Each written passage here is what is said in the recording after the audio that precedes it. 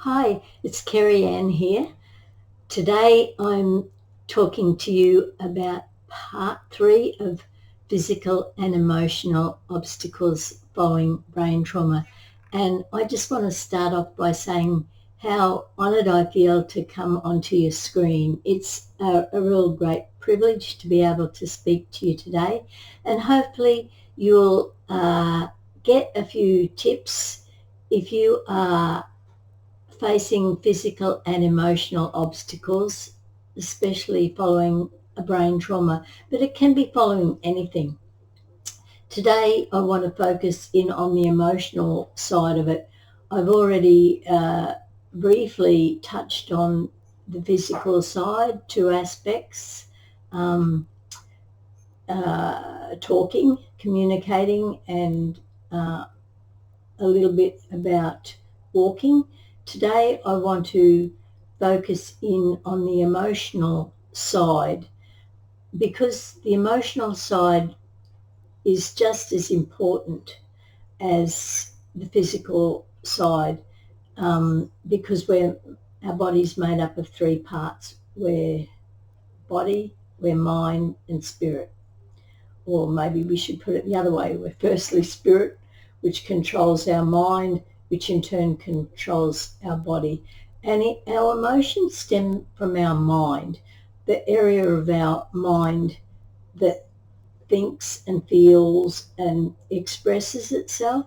And if your emotions are down on the lower side of the scale, as opposed to being up, you will feel really, really low. If you're feeling tired and you just can't be bothered or everything's too hard, then those kind of feelings, those kind of emotions actually affect you and how you can perform physically. So physical and emotional obstacles are tied together. You cannot separate them at all. One little thing that I have learnt about my emotional life is, if I watch what I read, what I see with my eyes, because the eyes are the window and the gateway into the soul, and our emotions stem from our soul. So if we're going to let in negative things, then guess what's going to come out? Negative things. Negative in, negative out. So I've learnt to watch what I watch, what I read, and what I listen to as well, because our ears are also a huge gateway to our soul. So being surrounded by negativity does not do us any good at all. Being surrounded by positivity, on the other hand, you will feel your spirits lift. You'll feel your emotions change um, in direct contrast.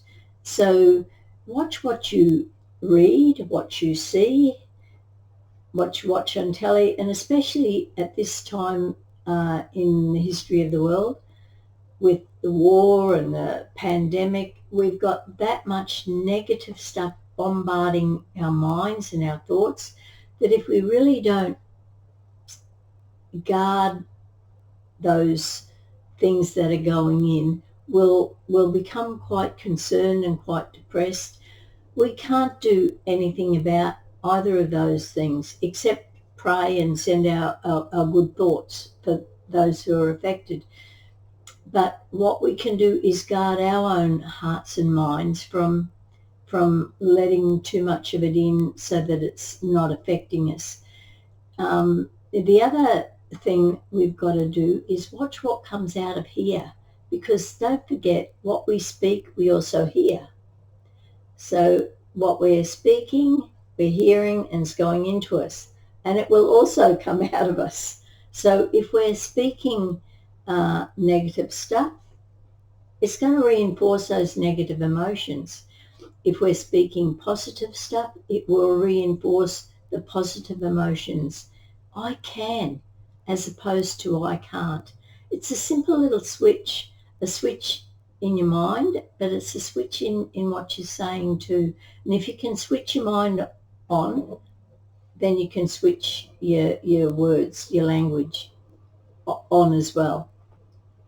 So that's worth thinking about, and it's probably worth really exploring in greater depth, because I've had huge challenges in keeping my mind positive, therefore my emotions positive.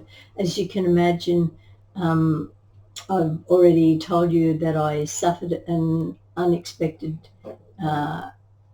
brain accident following a simple procedure in hospital, and I was on life support for a few months, and then in hospital recovering for a couple of years, not ever sure of what the outcome. Well, no one else was ever sure of what the outcome would be.